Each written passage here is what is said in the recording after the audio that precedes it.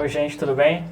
Eu sou o Vitor, eu sou conselheiro do Conselho de Jovem Empreendedor da Associação Comercial de Marília e a gente vai falar sobre gestão de risco hoje, um tema muito importante nesse momento de Covid-19 que permeia as nossas empresas, a nossa vida, né? Os participantes são o Renan Bonini, quer apresentar? Bem, meu nome é Renan, eu sou assessor de investimentos da XP. E a Dani Levorado. Meu nome é Daniele, eu sou consultora de gestão empresarial, mestre em controladoria em finanças e docente universitária. Bom, então vamos começar pelo começo, né? Renan, o que é risco? Bom, Vitor, risco é um tema bem comum, a gente se depara com ele todos os dias, mas não sabe exatamente o que se trata, né? Em termos literários, o risco é basicamente a probabilidade de uma incerteza. Então, quando a gente está falando de risco de alguma coisa, é o risco desse evento ou dessa coisa de ocorrer e dar errado, né? Atrapalhar o plano, atrapalhar o planejamento, atrapalhar uma linha de raciocínio. Exato. E o risco realmente é complicado, né? Porque ele é invisível. A gente não, é muito difícil trabalhar com ele. E como que as empresas conseguem trabalhar com isso, Dani? Então, Vitor, é difícil a gente prever, né, o risco. Dependendo do risco, a gente até trabalha com dois tipos de risco. Os preventivos, que é aquele que dá para você prever. A partir do momento que você tem, a gente diz assim que o risco ele é inerente à vida. A partir do momento que você nasceu, você corre o risco de morte. Então, a partir do momento que você criou uma empresa, você tem vários riscos inerentes a ela. Trabalhista, jurídico, etc. Então, a gente trabalha com os riscos preventivos, que você consegue poder mitigar eles antes de acontecer. E depois, os detectivos, que é quando ele ocorreu e você precisa consertar ele enquanto está ocorrendo, que é o que está acontecendo com a Covid agora. Então, para isso, as empresas têm montado um comitê de crise, né, que nada mais é do que juntar pessoas de várias áreas, pessoas de preferência que sejam estratégicas, para poder debater a situação, aprofundar sobre o problema e poder discutir. O que a gente vê hoje, né, principalmente aqui em Marília, é que a gente tem bastante MEI na associação, os MEIs, EPPs, e a pessoa fala, olha, não tem como eu fazer um comitê de crise porque eu sou sozinho.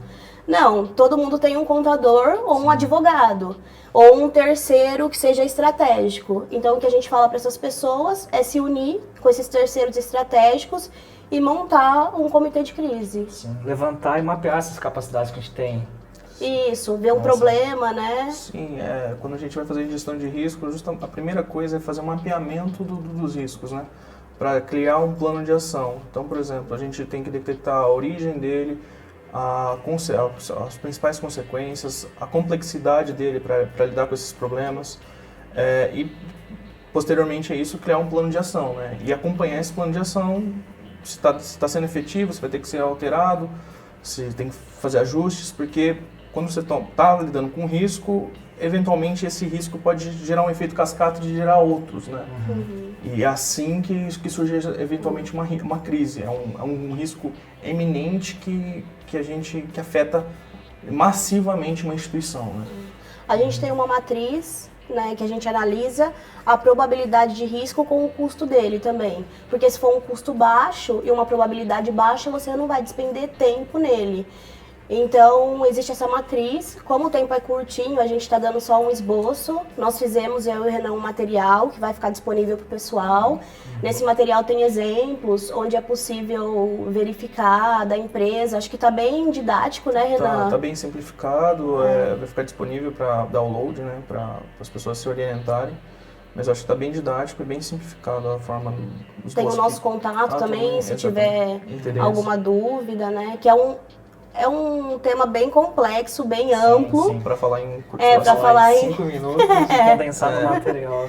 É bem rapidinho. Mas se tiver alguma questão específica que a gente consiga lidar nesse tempo final, você fala aí, Vitor. E acho que o principal hoje é assim, as pessoas não acharem que elas estão sozinhas. Sim. Mesmo sendo MEI, EPP ou o que for, tem todo um pessoal aí, até a gente mesmo, da SIM, do CJE, a gente está disponível.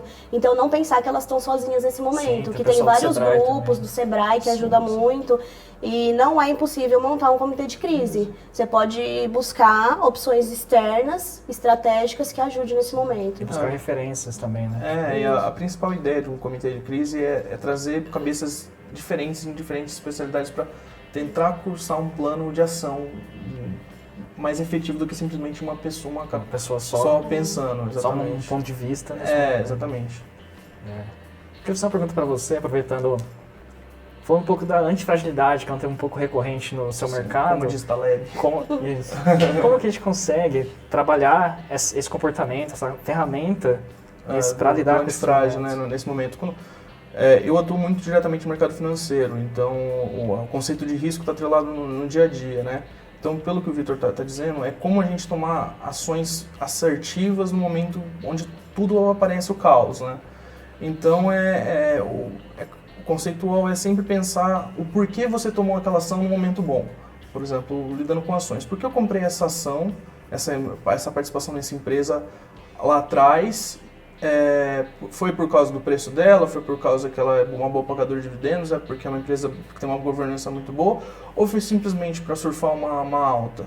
Se você comprou essa ação por fundamentos de governança, você não vai se vender ela, não vai tomar uma decisão errada por simplesmente o momento atual tá ruim, porque os resultados de uma empresa são de lucros para longo prazo, né? Então, é sempre voltar às premissas iniciais do que a gente tomou a decisão no momento de calma e não tomar decisões em momentos de ansiedade, né? Certo. E para o Dani, agora uma perguntinha.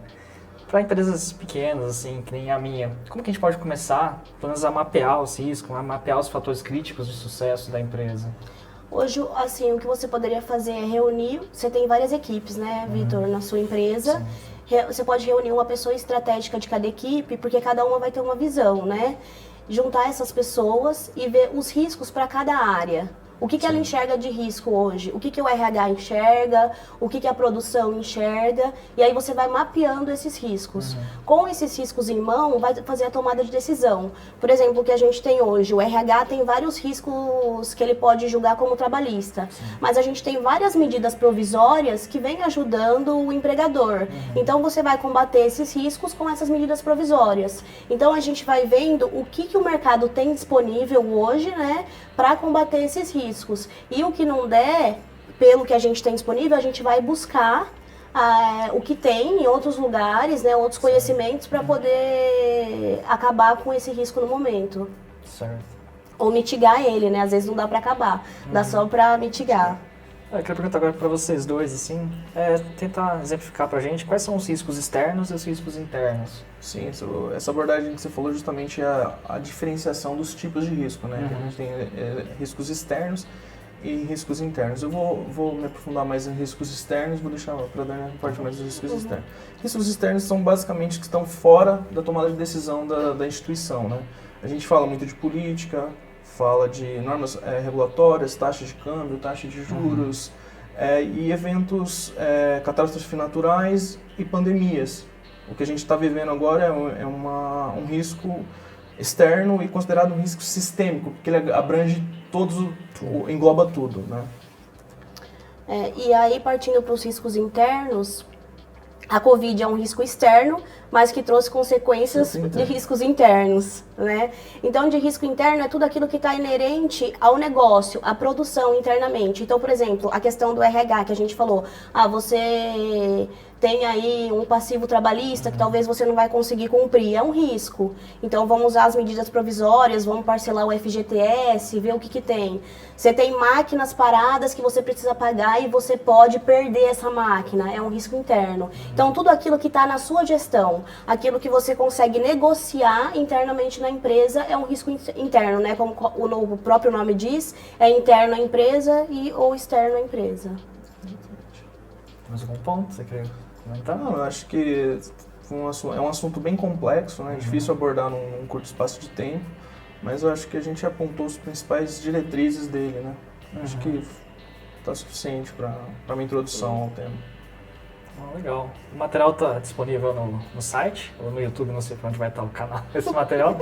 Vale a pena conferir, está muito bom e vale a pena focar e ler por uns minutinhos ali e correr atrás de parcerias, outras pessoas para trabalhar junto, isso com sua equipe ou terceiros, a gente mesmo da associação, Sebrae, e procure formar também um corpo de ajuda nesse sentido, um corpo de suporte. Você peça ajuda, se precisar de ajuda, peça ajuda. Isso. Bom, encerramos o assunto por hoje. Obrigadão, Renan. Valeu. Obrigado, Dani. Eu que agradeço. Obrigado, Victor. pessoal. Estamos à disposição e fiquem em casa.